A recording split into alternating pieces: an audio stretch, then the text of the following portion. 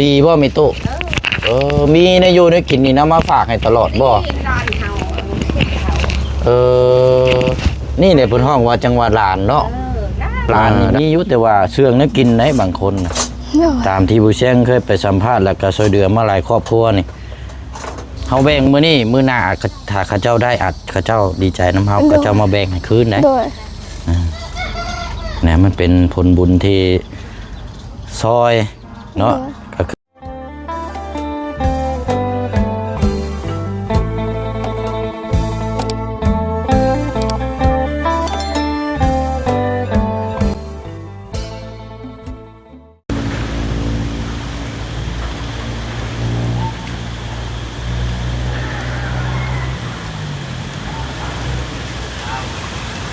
พี่น้อยเนาะถือว่าเปิดภาพมานี่ก็มาอยู่โฮมโก๊กมาดูเนาะหรือว่าต้นลู่พี่น้องเนาะอยู่บ้านทางบุเชียงเอิญพี่น้องต้นลู่ถ้าพี่น้องทางฝั่งไทยก็จะเอิญต้นประดูเนาะส้มเบิ่งได้ยากช่วงนี้พี่น้องเนาะส่วนลายนี่มีแต่ก๊กน้อยๆพี่น้องใหญ่แบบนี้นี่โอ้ยบ่มีแล้วพี่น้องเนาะเขาเจ้าตัดนี่ขายไปเป็นแปรรูปเฮ็ดบ้านเฮ็ดซานเบิดเลยพี่น้องเนาะถ้าว่ามีหรือว่าย่างนี่กับโอ้ราคานี่ถือว่าโหดและก็หนักเนาะพี่น้องเนาะอันนี้ก็ถือว่ายังเขาเจ้าก็ดูแลไว้เนาะพี่น้องเนาะต้นบากใหญ่พี่น้องต้นบลูเนาะได้อยู่หน้าประมาณหน้าเม็ดพี่น้องเนาะผู้ลำโธ่เอาไว้เป็นโฮมเป็นห้อยเอาไว้เบิ่งเนาะพี่น้องเนาะแต่ว่าเฮาหันกล้องมานี่ก็นี่แหละพี่น้องเนาะมาอยู่เขตของทางไม่ตู้เนาะหรือว่าเมย่าของทางน้องป๊อปพี่น้องเดี๋ยวทางจังน้อยกับจังสีพ่วงไปหาทางน้องป๊อปนะพี่น้องเนาะมาถักทายทำความรู้จักทางมิตู้ก่อนเนาะเรากำลังกินข้าวอยู่กำลังจ้าอยู่จะโรยบ่เอานี่แหละพี่น้อยแต่ก็ตะกี้ก็ว่าปลูกเพื่อนปลูกซานอยู่นี่บ่ซั่นเนาะแต่พอเรายังบ่ทันได้เสียพี่น้อยปลูกอยู่นี่เดี๋ยวจังโยกย้ายไปพุ่นเนาะมื้อนี้นี่แหละพี่น้อยมาฮู้จักแล้วก็ถามทางมีตู้ก่อนเนาะบางเทื่อมีความที่พี่น้องยังบ่ทันได้ฮู้ก็เป็นไปได้แล้วพี่น้องเนาะเอาเนาะกำลังกินข้าวอยู่เอาพี่น้องเนาะทักทายสบายดีและสวัสดีพ่อแม่พี่น้องเบิดสุขุสุคนนะพี่น้องเด้อพบเจอกันอีกคือเก่าพี่น้องเนาะเสียงก็ยังแหบยังบ่สวงบ่เศร้าอยู่เพราะว่าไข้วัดลงคอเจ็บคอไอแต่ว่าบ่ได้ไข้เลยพี่น้องแต่ว่าเจ็บคอไอซื่อเอาแหละเนาะโอ้ทางมีตู้จ้องมองบาดนี้เนาะนี่พี่น้องสบายดีแม่เด้อสบายดีโดยเฮ็ดยังอันนั้นน่ะเฮ็ดยังได้ยังกินข้าวเหรอ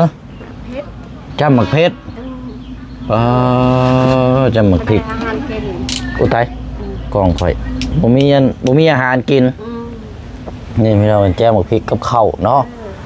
ข้าวเที่ยงบ่คือข้าวยังอันนี้น่ะข้าวเที่ยงข้าวนาข้าวนาบ่กินข้าวเที่ยงบ่โอ้กินข้าวตำแจ่วเนาะอ้าวพี่น้องบ่มีอาหารเนี่ยอยู่ในกินเนาะเอาเจ้าอิ่มแล้วบ่กินดูได้แม่เอาดูได้ทางยามียังบาทนี่เอาให้ยากินข้าวเปียกโดยเพราะว่าจันทับเบาตูนมีซื้อมาหาแล้วก็จงเอาไว้ให้ยากินน้ำดอนฟ้อนเท่านั้นเอาสบายดีก่อนเนาะโดยสบายดีเนาะพอดีให้เขามาทำความรู้จักกับทางญาเจ้าก้อนเด็ดอันเขาเปียกมาจะใช้ก็เขาเปียกทางเบาตูนเป็นคนสื่อมาให้โดยอันเขาเจ้าเมื่อหรอบ่โดยเมื่อแล้วมานั่งนี่ก้อนเจ้าซะกันว่าเขาเจ้าเมื่อนั่งอยู่ในกระตุกนี่ก่อนเจ้าบ่ได้กินบ่ซะเคยกินแล้วกินหน่อยเดียวแต่ว่ากินมาแต่งานก็แต่แล้วก็ทางเบา ตูนเพิ่นซื้อมาให้อีกแล้วก็เฮาก็กิน แล้วก็จงให้หยากินน้ำ โดยโอ้คือดีแท้เนาะ งานแค่นี้ ดีบ่มีตู้มีในอยู่ในกินนี่นะมาฝากให้ตลอดบ่ ร้านเฮาเฮ็ดเฮา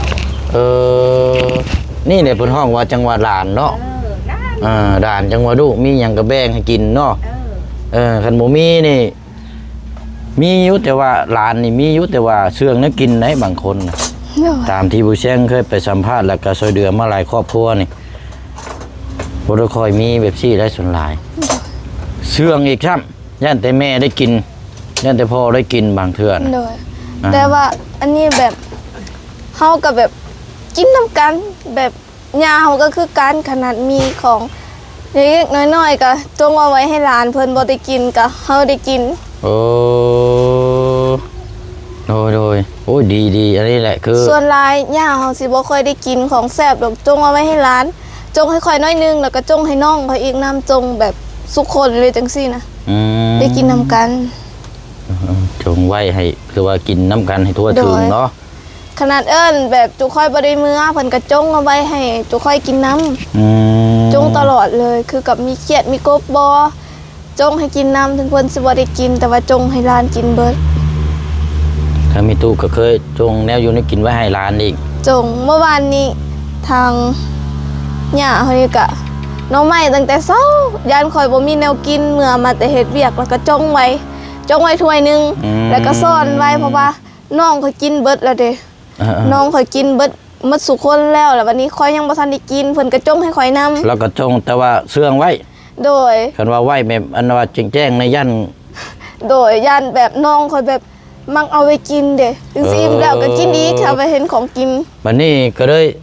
เสื่องไว้ให้เนาะ โดยแล้วถ้าให้ค่อยเมื่อแล้วก็กินพร้อมกันอีก จึงได้กินแบบถึงให้น้องเขากินน้ำก็ได้ แต่ถ้าให้ค่อยเมื่อก่อนสิต้องได้กินตรงนั้นแบบนี้ จ้องให้ร้าน โดยอันนี้บัดนี้เลยจะแบ่งให้ไผบาดนี้เอา แบ่งให้ร้าน ฮะคือบ่กินผู้เดียวรถเป็นหยัง ขึ้นฮอดร้าน แน่ เลี้ยงร้านแต่น้อย แต่กี้หันนอนน้ำยาอันนี้ตั้งแต่น้อยยายจากแม่แล้วมานอนน้ำยานี่นอนแบบน้ำยาฮอดซุมื้อนี่ก็นอนน้ำยาอีก แต่น้อยจะหาพี่ฮอดร้าน ผู้นี้นี่เจ้าเลี้ยงแต่น้อยผู้นี้บ่ โดยคือการเบิด โอ้ หมดร้านนี่เฮาหมดเลี้ยงแต่น้อย แสดงว่านี่อยู่น้ำยาได้นี่เจ้านี่เนาะ โดย พอจังว่ามีความผูกพันในจังอยู่นี่ โดย เนาะ ขนาดใหญ่นี่ก็ยังมานอนน้ำยา เจ้าพ่อเป็ดเด้อ หันแล้วหลานมากินเนี่ยน้องชีบ่ โดย แม่ล่ะมากินข้าวกินแล้วบ่ ที่แตนน่ะ ก็ ไปเด้อ ก็จับชายแต่แรกนี่สิ จับชายเช่นเนี่ย กินอิ่มแล้วมาแต่ดอง โอ้ จงเอาไว้ให้น้องพ่อหน่อยเดียวก็พอแล้ว นี่มัน นี่แบ่งไว้ให้เนาะ โดยเดี๋ยวนี้ ขนาดเขาเปียกถ้วยเดียว เอา ก็ เลยแม่เอาเลย จงกันกิน เอา แบบ เลย นี้หรือว่า มีก็คือกันขนาดมีเขาซื้อซองเขาตั้ง9 คนพุ่นน่ะแบบ ยังเก้าคนทิปหลานเฮาก็ตายที่เดือน น้องเอนั่น โด สิ ยอยู่ผู้ที่ ยัง เป็น เก้า เนาะ หลานเฮา แล้วยัง9 คนแบบคันมี2 ซองจังซี่ก็สิต้มไว้อยู่นี่หรือว่าอยู่เฮือนคอยก็ต้มแล้วก็เอิ้นน้องให้มากินน้ำ โอ้ กินเมื่อสุคนเลย บางมื้อมันจนแบบแย่งกันกินเด็กน้อยนะ ติอันนั้นร้ายติอันนี้น้อย ก็ธรรมดา แม่น โดย เข้าใจอยู่นะแต่ว่านี่แหละเข้าใจด้วยน้ำใจเนาะ โดย บางคนนี่ก็เลี้ยงแต่น้อยจนใหญ่เลยแต่ว่าอาหารการกินนี่บ่ได้แหวงได้บางคนก็คือยกตัวอย่างก็คือมีตู้นี่ โดย เราเลี้ยงแต่ใหญ่นี่ โดย แต่ว่าพอได้อาหารการกินแซ่บๆนี่ไปดีกินได้ รายการเนื่องมากกับเป็นลูกอีกแท้ๆนี่บ่เช่นก็เคยเห็นมา อันนี้มือนั่นไอ้ซื้อไก่มาจากปิ้งไก่ซิโนเห็น เออก ะปันกินเบิด2เพื่อนนี่เพื่อนค่อยกับเพื่อนย่าคนนี้ได้กินเบิด โอ้ชอบ โดย มาเองเนาะ โดย คันที่ว่าก็เป็นครอบครัวใหญ่อยู่นี่พี่น้อง โดย เออ แต่กี้ก็เพื่อนค่อยก็อยู่บนนี้น้องแบบทาง ติดกันอยู่นี่เนาะ โดย อยู่นี่ ตะกี้หันยาค่อยนี่ก็อยู่น้ำพอค่อย อืม งามพอมันตายเจอแม่มันเมื่อเหินหลังเห็นอยู่กับอันกับผู้น้องนี้แหละอี โดย ค่อยกับยาค่อยก็เลยแยกแต่ว่าอยู่เฮือนบ่ค่อยไกลปานใดก็ไปหาสู่กันแบบนี้มีของกินหยังก็ไปส่ง บ่ไกลล็อกซำนี้ก็ซ้ำไปมา โดย หาสู่ในซ้ำ โดย เพิ่นเดียวหั่นแหล้วเนาะมัน โดย บ่แม่นคนละบ้าน โดย เฮือนก็บ่ได้ไกลปานใดนี่ประมาณ โดย ย่างอันนี้ใกล้ๆนี่ โดยคือกับมีหยังมื้อนั้นทั้งเบาหลีเพิ่นซื้อมาให้หันแบบข้าวไก่หมูแบบหมูตุ้นที่เขาใส่กับข้าวจังซี่น่ะเขาสับจีนหมู อืม กระจงให้ยากินน้ำ โดย ยาคอยก็ได้กินเหมือนกันก็เข้าใจอ้ายเพิ่นหลายๆแล้วก็เข้าใจอ้ายนำ โดยอันนี้แหละคือเหตุผลที่อ้ายอยากเห็นแล้วก็อยากให้ทั้ง ป้าลุงพี่น้องเพิ่นทำฮู้น้ำกันเนาะการมีน้ำใจกันซึ่งกันต่อกันนี่มันบ่ได้เสียหยัง โดย มีแต่กินอย่างเดียวมีแต่อิ่มน้ำใจนะ โดย มีแต่ความสุขความสบายใจ โดย เป็นอย่างจังกันสุมาจังเขามาหาเจ้าแล้วก็หลายเขตที่ผ่านมาซอยคนนี่สาเหตุหยังเอาเจ้าหู้อยู่บ่เป็นหยังสุมาจึงเลือกซวยคนสาเหตุแบบใด ข่อยบ่ฮู้คิดว่าก็บ่ฮู้คือกันคิดว่าบ่ฮู้เลยเพราะว่าข่อยแบบบ่ค่อยได้เบิ่งคลิปเพราะว่า YouTube ข่อยก็เบิ่งบ่ได้ อืม เบิ่งได้เดี๋ยวนี้หันทางเบาลีเป็นคนเฮ็ดให้แต่กี้หันเบิ่งบ่ได้เห็นแต่จุอ้ายมาเฮือนน้องน้อยหันก็อยู่นี่หันก็เห็นอยู่ว่าแต่ว่าก็บ่ฮู้จักบ่ได้ยินชื่อจุอ้ายอยู่แต่ก็บ่ฮู้คือเก่าเพราะว่าค่อยไปเฮ็ดเวียกตลอดเด้แบบบ่ค่อยอยู่เฮือนแล้วก็เห็นแต่อ้ายมาตอนแดงๆนี่ก็เห็นอยู่แต่ว่าบ่ฮู้จักมันไผแต่เขาบอกว่าคนมาถ่ายคลิป แม่น ฮู้แต่สำนั้น แต่ว่าคือตอนนี้น่ะเข้าใจแล้วว่าสุมามาหาเจ้าแล้วก็มาถ่ายคลิปนี่สาเหตุนี่เพราะหยังแล้วก็ปัจจัยหลักนี่มันเป็นแบบใด ก็ยังบ่ น่า ฮู้ เนาะ คือกัน ยังบ่ฮู้ความหมายใช่บ่ โดยยังบ่ฮู้ เอ่ออ่า แต่ว่าได้ยินทางเบาบุญว่าลือค่อยอาจสิลืมแล้ว อยากให้ค่อยมีคือกับคนอื่นนำบ่แบบเบิ่งแบบเพื่อนซานแบบเขาเฮ็ดแบบค่อยกับว่าบ่เป็นคือกันนี่แบบมันแปลกบอกเขาก็แบบเข้าไปเบิ่ง โดย ก็บ่ฮู้คือกันนอกจากนั้นค่อยก็บ่ฮู้นำแน่ มันกันสิเว้ากับพื้นฐานที่ทีมงานอ้ายเนาะกันสิเว้าทุกคนที่เข้ามานี่ก็แบบเดียวกันเบิด โดย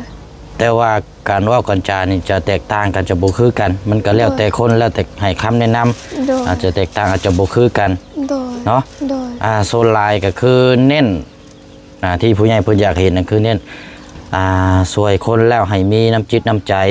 โดย แบ่งอาหารการกินหรือว่า โดย สัมภาระต่างๆ ที่เฮาซอยได้แล้วเฮา โดย ซอยไปเลย โดย บ่ว่าเด็กบ่ว่าน้อยบ่ว่าหลาย มันก็เป็นผลเบิดนั่นแหละ โดย นั่นแหละ โดย อืม คือกับเสื้อมื้อนั้นก็คือการคอยดีใจแฮงเสื้อทางเบาเตียงเพิ่นเอามาให้ อืม ปันกันได้เบิดเพื่อนยาคอยก็ได้แต่เพื่อนข้างๆนี่จักเพิ่นเอาหรือบ่แต่ว่าให้เลือกนำกันอยากได้ตัวใดก็เอา อืม แบบ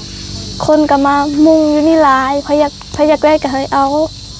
นำกันปันกันใส่คอยก็ได้อยู่ได้สองพื้นแล้วก็นอกจากนั้นแล้วก็ปั้นให้ ดีใจเนาะบัดนี้ โดยปั้นให้คนมาแล้วก็ปั้นใส่น้ำกันแล้วก็ฝากให้ปู่คอยนำอยู่วิลาบุรี อืม เพราะว่ามื้อนั้นทางลูกของป้าคอยเรามาลินอยู่เพื่อนนะบ่าวคอยนี่เด้แล้วก็เอาไว้ให้เพิ่นเอาเมื่อให้ปู่นำ อืม ได้ใส่เบิดสุคน ดี ก็ แล้วเนาะ โดย มีการแบ่งปันแล้วก็ โดย คนอื่นก็สิดีใจนํเฮา โดย เฮาแบ่งมื้อนี้มื้อหน้าก็ถ้าเขาเจ้าได้อาจเขาเจ้าดีใจนํเฮา โดย เขาเจ้ามาแบ่งให้คืนได้ โดย นะมันเป็นผลบุญที่ซอยเนาะก็คือน้ำจิตน้ำใจเฮาแหละ โดย ดีแล้วเนาะ โดย คือหาในอยู่ในกินให้ทั้งมีตู้สินี่ ถามว่าเสียหายบ่ได้เสียหายอย่างนี้มีแต่ดีเบิดเลยเพราะว่าเราเคยเลี้ยงเจ้าผู้ดูแล บ่เคยคิดว่าสิเสียหายมีแต่คิดว่าถ้าเฮามีก็ปันกันกินบ่มีก็เพิ่นก็เห็นคือกันว่าบ่มีถ้าเพิ่นมีข่อยจะกินข่อยก็ขนาดข่อยอยากกินข้าวเด้ข่อยก็ยังมาบอกย่าข่อยว่าย่ามีของกินบ่หิวข้าวเพิ่นก็สิหาให้ของกินเบิดเว้าปุ๊บหาปั๊บเฮาบ่มีแบบคือกับปลาคือซีนกับพักเอาหรือว่าเป็นน้ำหมอกน้ำไหม้จังซี่อยู่ในเฮือนก็อยู่หั่นเด้อปันให้เจ้าอยู่หั่นเด้อสิจะกินก็เอาไปกินแบบนี้ โดยเอาอันไหนเนาะเป็นที่ โดย พึ่งพาแห่งตนแล้วก็พึ่งพาให้คนอื่นที่ฮู้จัก โดย เนาะดีเบิดหั่นแหละเนาะกันสิว่าก็ชุมอ้ายนี่การช่วยเหลือมานี่2ระยะ2ถึง3ปีเลยได้เพิ่นสิมาเจอเจ้านี่ แม่นบ่ บ่ได้แม่นง่ายๆ ก็ นะ ดี นี่ ใจ ถือว่า อ้วน เจ้านี่โอ้ทั้งพี่น้องประดงเพิ่นก็ว่าโชคดีหลาย โดย เพราะยังจะว่าชัด2ระยะ2-3 ปีมันโอ้อ้ายซอยแถวบ้านบ่แม่นง่าย โดยก็ดีใจแฮง จนได้ฮอดยุกย้ายขึ้นมาพี่แล้วก็ โดย ไปหลายสถานที่ โดย นั่นแหละก็มีแต่เข้าแต่ละหาแต่ละครอบครัวนี่อ้ายก็มีแต่ให้คำแนะนำ โดย ถ้าได้ผลบุญหรือว่าให้ทางผู้ใหญ่เพิ่นชดซอยมาแล้วก็ โดย ให้รักษาผลงานความดีไว้ โดย เป็นภัยก็แล้วแต่ว่าผู้ที่เพิ่นเข้ามาเยี่ยมมายามคือมันก็ซ้ำผู้มีพระคุณเบิดนั่นแหละเนาะ โดย บ่ว่าผู้เบิ่งผู้แย่งนี่คือ FC นี่เพิ่นเบิ่งนี่เพิ่นก็เฮ็ดจังไดเพิ่นจังเฮ็ดจังไดเพิ่นจังฮักเพิ่นแพง โดย ห้องเสียงหลังบ่ บ่ฮู้ แม่นบ่ห้องเสียงหลังกระแทกหลังไว้สิเพิ่นฮักเพิ่นแพงอยู่บ่ ก็อาจสิบ่ บ่ได้เนาะ โดย ต้องเป็นคนที่เว้าค่อยเว้าขอจ้าอ่อนน้อมถ่อมตน โดย เว้าแบบมีหลักการจังซี่นั่นล่ะ โดย คือเจ้านี่ก็เป็นธรรมชาติ โดย ก็ดีพี่น้องเอ้ย โดย และการช่วงนี้ก็กำลังติดตามเนาะเพราะว่าคืออ้ายบอกทุกครั้งก็คือมีแต่ว่าอยากให้ทางน้องเพิ่นนี่แหละพี่น้องรับโอกาสดีๆ จากทางผู้ใหญ่เนาะ โดย มีแต่เฮาตอนนี้รุ่นทางที่ดินตอนนี้เพราะว่าทีมงานขึ้นมาครบเบิดแล้ว โดย เตรียมเลยเตรียมเซ็นชื่อเลย โดย ก็เมื่อกี้ก็บอกอยู่บอกให้มื้ออื่นมาไวๆเด้อ แม่น อยากฟังเขาดีแล้ว มาแล้วมื้อนี้เขาเจ้าเดินทางขึ้นมาเบิดแล้ว โดย มีแต่ครากเกียมอื่น โดย แต่ว่าต้องนัดทางบ่จันทร์เข้ามาแล้วบ่ ยังบ่ โดย นั่นก็จะเป็นช่วงอันนี้ก็นัดทางในบ้านเนาะ โดย มาผู้ปกครองให้เพิ่นมาเบิ่งมากันน้ำกัน โดย และเรื่องที่ดินที่ทาง โดย เอาโอ้ยเป็นง่ายๆได้เนาะเพื่อสิได้นี่พี่น้องดีใจน้ำ โดยดีใจแฮงคอยก็ดีใจแบบแล้วก็ภาวนาให้ได้ไวๆเด้ออแล้วก็ขอบใจทางพวกแบบ FC บ่ ที่ FC พี่น้อง FC โดยผู้พี่น้อง FC ทั้งหลายแล้วก็พวกผู้ใหญ่ใจดีเพิ่นได้สดซอยน้องก็ต้องขอบใจพวกอ้ายเพิ่นหลายๆเด้อคอยก็บ่ฮู้เว้าหลายปานใดแน่ แม่นนะครับทุกเคสทุกครอบครัวคืออ่านไปถ่ายคลิปนี่ก็ถ้าอ่านถ่ายคลิปลงไปนี่ถ้าพี่น้อง FC เพิ่นบ่ให้ความสนใจนี่ในการช่วยเหลือนี่มันก็สิเข้าหายาก โดย เป็นอย่างจังว่าซั่นคือถ้าพี่น้องเพิ่น FC ให้ความสนใจก็คือบุคคลคนผู้นั้นนี่คือต้องเป็นคนที่พิเศษแน่นอนนี่แหละแบบว่าเอ้าเป็นหยังเพิ่นจังมักเบิ่งเป็นหยังเพิ่นจังอยากซอย โดย เพิ่นน่ะสิเบิ่งเพิ่นน่ะสิพิจารณาเพิ่นอีกเพิ่นเนาะ โดย อันใดก็ดีใจนำพี่น้องเอ้ย โดย ถ้าบ่มีทั้งผู้ใหญ่ทั้งพี่น้อง FC นี่ชุมอ้ายกับทีมงานอ้ายนี่ก็บ่ตรงๆเลยก็ยากอยู่ได้ล่ะ โดย เพราะว่ามีหลายครอบครัวนี่ผลักดันนี่ก็อยากให้ได้ โดย แต่ว่าก็บ่เกิดผล โดย อยู่บ้านสมูลนี่ คือการบอก ปี2ปีแต่ย่างคือเก่าอยู่ตอนนี้ก็ได้แต่เสากับตีนเสา โดย เข็นน้องวายเด้จักอยู่บ่ โอ้โห น้องวายที่ว่าผัวเราเอาผัวอยู่บ้านสกีพีนนี่แหละอันผัวเราเสียอันเด้แต่ ค บั อ ด ย นี้ บ่ค่อยฮู้หลายปานใด นะโอ้ยนักแห้งนั่นน่ะเฮือนตนสิล่มบ่แหละแต่ว่ามันก็มีเกิดได้สาเหตุในหลายปัจจัยเนาะเฮาก็บ่ฮู้อะไรมันก็ขึ้นอยู่ผู้เบิ่งผู้ชมคืออ้ายเว้าอันนั้น ว่าคนที่เพิ่นสิซอยแต่ละคนนี่เพิ่นก็มันก็เพิ่นก็พิจารณาเองเพิ่นเนาะ โดย ไอ้ไปทางเลย นั่นแหละก็ถือว่าเป็นเรื่องดีเนาะนั่นแหละ โดย จะเอา การกินการอยู่แบ่ง ได้จ้าพ่อเปียกแก ดีแล้วไม่จะรุ่นทางนี่แหละเฮาคือตัวนี้แหละพี่น้องเอ้ยเอาน้ำกันอีกอะปั๊บมาเลยก็แม่นพร้อมบุกเบิกรถเลยบาดนี้ ไอ้ว่า โดย เกือบมาดบ่แล้วแถวนี้ โดย ดีใจแล้วก็มีเดินนำ แต่ว่ามันสิติดขัดเรื่องทางน้องเพิ่นนี่แหละพี่น้องยันว่าไปเฮ็ดเวียกเฮ็ดงานแหละเวลามันสิขาดช่วงนั่นแหล้วเนาะนี่ว่า ก็ ช่วง อยู่ได้อยู่ จังว่าอะไรก็จังว่ากันเนาะ โดย จังว่ากันบางเทื่อเอ้าได้ที่ได้ทางแต่น้องก็ยังเฮ็ดเวียกเฮ็ดงานคือบ่มาดูแลที่ดินที่ทางให้มันอันนี้ก่อน โดย ก็ ก็มา มี ก่อน มี ได้ ส่วนหลายนะครับ โดย ก็ติดตามเบิ่งนํกันเนาะ โดย เอาดีแล้วพี่น้องเอ้ยเธอเนาะ โดย เอาพอดีแล้วทั้งทีมงานก็สิเข้ามาอยู่เนาะไอ้บ่ได้ซื้อหยังมาครับ โดยว่าเป็นหยังไงขอบใจหลายๆเด้ และ อ เนาะ โดย ดีใจดีใจนํพี่น้องเอ้ยนั่นแหละ โดย เป็นภาพที่เบิ่งแย่งกัน โดย เอาละนำไปตู้เด้อแทบอยู่บ่ โดย ไอซีเมื่อแล้วบ่ สิเข้าไปบ้านก็รับต่อ โดยขอบใจอันหลายๆเด้อขอให้ไอเดินทางปลอดภัย ขอให้สุขภาพแข็งแรงเด้อจับหยังก็ขอให้เป็นเงินเป็นทอง ขอให้พระเจ้าอวยพร โอ้ยเอาอันไหนเนาะโอเคครับอันไหนเดี๋ยวคนละพี่น้องเอ้ยเนาะติดตามเบิ่งนํกันอีกย่างไปนี่ได้บ่เนาะ ได้ อันยังเลาะเบิ่งนี่ก่อนเนาะเอาแต่ก่อนนี่ปุ๊บอยู่นี่เฮือนเนาะอยู่นี่บ่เฮือนแต่เก่านะพออยู่นี่เลยโอ้เขาหนึ่งน้ำอยู่นี่เลยเนาะเอามื้อนี้ก็เห็นภาพที่น้องเพิ่นแบ่งอาหารการกินให้ทางยายก็เลยให้คำแนะนำเด็กๆน้อยๆเนาะพี่น้องเนาะเอาก็สิฟังว่าการให้คำแนะนำครั้งนี้ก็ต้องสิเป็นผลดีสำหรับทางน้องเพิ่นเนาะพี่น้องเนาะเขามาซอยแต่ว่าเขาก็ให้คำแนะนำพี่น้อยเนาะเขาถามเวียงงานนำแล้วก็ให้คำแนะนำน้องๆเพิ่นนำบางเทื่อก็น้องเพิ่นกับครับโอ้โหเกี่ยวกับการศึกษาในการแบบนี้แหละพี่น้องเนาะการให้หรือว่าการผู้มีพระคุณอย่างต่างๆเนาะต้องให้คำแนะนำน้องเพิ่นนำก็หวังว่าจะเป็นผลประโยชน์ต่อน้องเพิ่นน้องพี่น้องเนาะที่ทางหมู่เชียงให้คำแนะนำในครั้งนี้นะพี่น้องเนาะมีแต่ว่าก็สิได้ขอจบคลิปลำลาอีกเด้อพี่น้องเด้อเนาะเดี๋ยวติดตามเบิ่งที่ดินบ้านนี้พี่น้องเนาะที่ดินที่ทางมืออื่นนี่แหละพี่น้องเนาะติดตามรับชมเบิ่งน้ำกันเนาะมื้อนี้ลาแล้วพี่น้องบ๊ายบายเด้อพี่น้องเด้อเนาะเบิดสุขุสุคนเนาะสบายดี